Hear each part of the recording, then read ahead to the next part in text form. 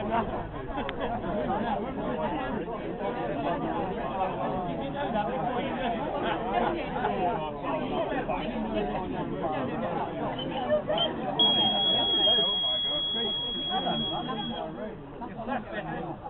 and gentlemen, good morning and a warm welcome to you all, particularly all our honoured guests, of whom there are many.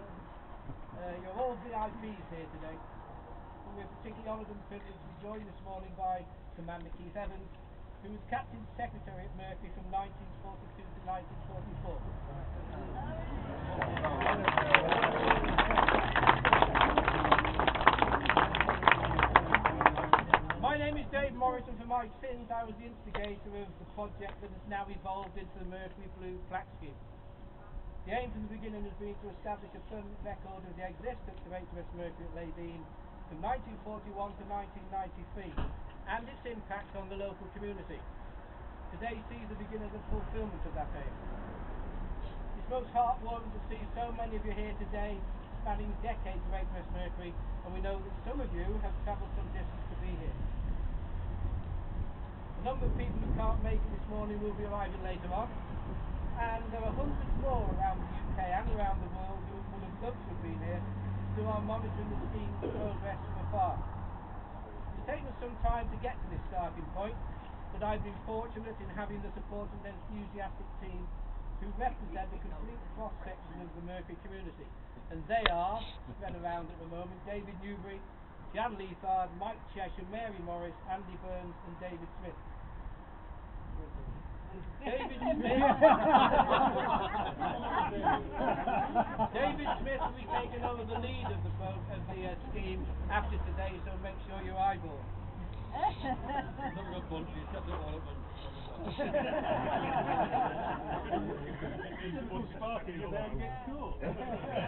However, the most crucial member of the team is of course Chris Lynch, the landlord of the Rising Sun, whose enthusiasm and commitment to the community has allowed us the opportunity to get the scheme up and running at the site of what was one of the most important buildings outside of Leyden.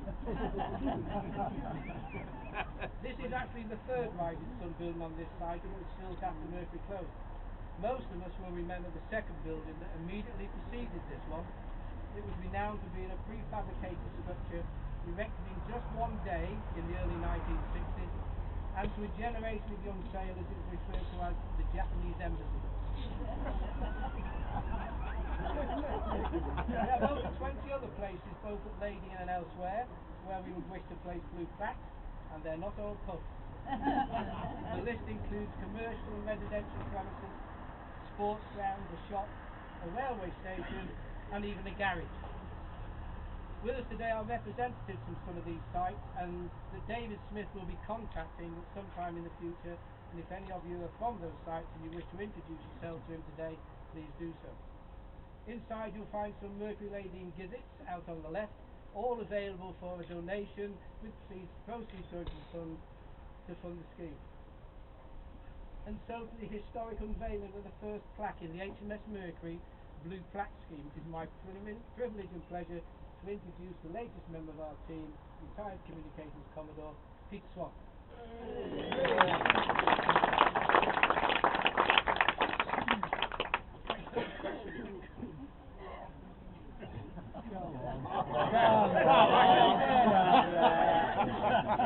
Good morning, how nice to see you all. Welcome. What an enormous turnout by so many old pals.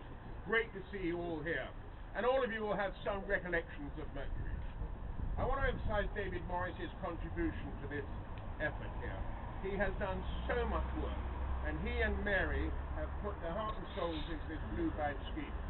They've also put their heart and souls into the community, the Royal Navy, and everything else. On Tuesday, they leave this area to move up to Norfolk. And after nearly 50 years in their home, they're moving out. So a big chuck up for David and Mary. David also mentioned Commander Keith Evans. He mentioned that he was the Captain Secretary up at Mercury during the war. But before the war, he served on HMS Hood as a paymaster midshipman. Sir, it is a joy to have you here, and we are enormously privileged. And to shake hands with a man who served on the Hood is quite something. Thank you very much indeed.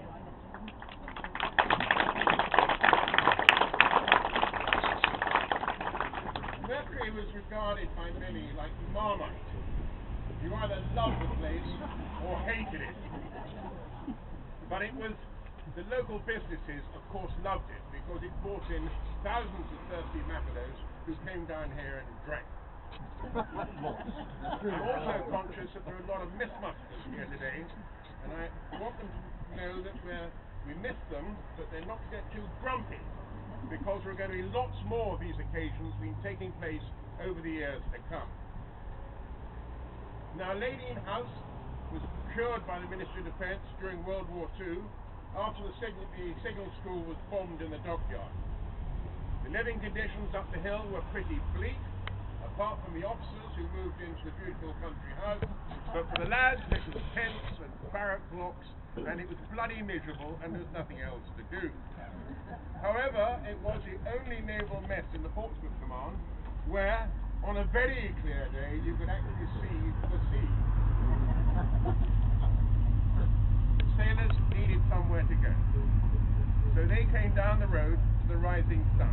It was their local, their home from home, Japanese embassy. When Mercury was snowed in, they set up a radio link from the bar here up to the guardhouse, and this was the forward operating base of HMS Mercury. Communicators would check in here, supplies could be put there, and it worked very well indeed until 1987 when the great storm came, and the trees blocked the road, and there was no power and everything else, and Mercury had to move down to barracks until they could move back up again. During the many years that Mercury was here, it was the home for the communications branch, the navigation branch, the electronic warfare school, the communications technician school, and over the time they were here, over 500,000 sailors and wrens from all over the world, NATO, Commonwealth, Western European Union, all trained here. 500,000 people, and most of them went through the Rising Sun. The communications branch is actually the forefront for employing navies, our wrens, in the operational roles within the Royal Navy. And as you can remember, most of our short telecommunications all over the world were run by our communicator wrens. They were by far the most intelligent, hand-picked for their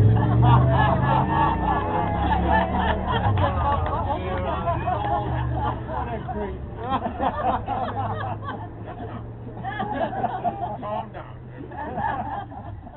The contribution of Mercury to the local community is also immense. It was not just looking after the pub. This place was fantastic. We came here not just to be instructed in the arcane mysteries of communication, but to be active participants in the local community.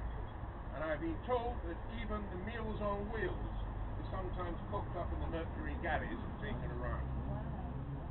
The Rising Sun was the closest port of call to the establishment, and will be remembered by many with warm affection, apart from the long walk up the hill. There were, however, as David mentioned, other hostelries and watering holes all around this area, and we hope with David's organisation to honour them all with a blue plaque.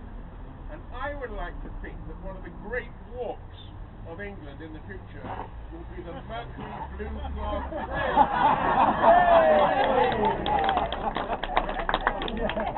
May I suggest you do it with a pint in each pub, and the fit ones can make it a run.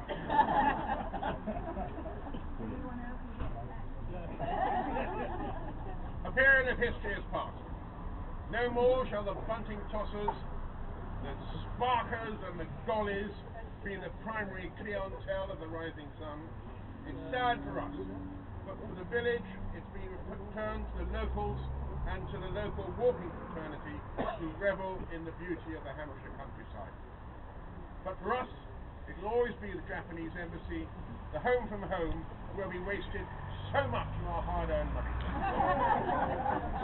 Commodore, could I ask you, sir, if you would turn around and just over there, take that Mercury badge off on the wall. And underneath it you'll find the first of many the Mercury blue Plaque. Give it a good pull. That's it. Hey.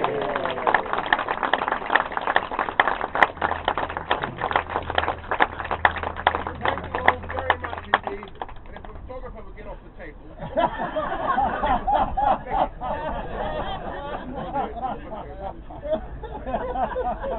the new boss. A few seconds. Can everyone muster in the car park around here for a communal photograph? This one here, we're doing it? Okay, that one. Bring it forward.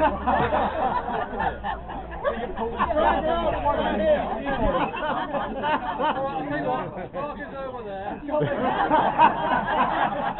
Everyone in the car park.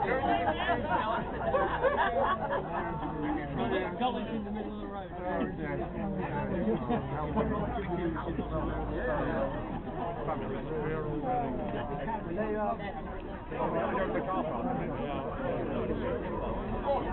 Quiet, please, Commander Evans.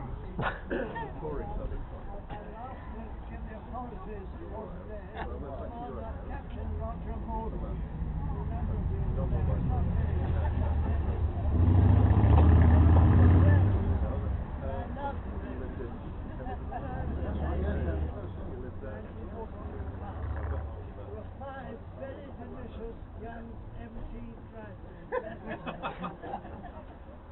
used to get one of them to drive me to Liverpool for a few hours of golf. She was always absent over leave when she got back again. We'd been to the other pub up the road and on the way back to the Clapham Wall. And I was told by the first officer that she would not punish this girl if I married her. So I did.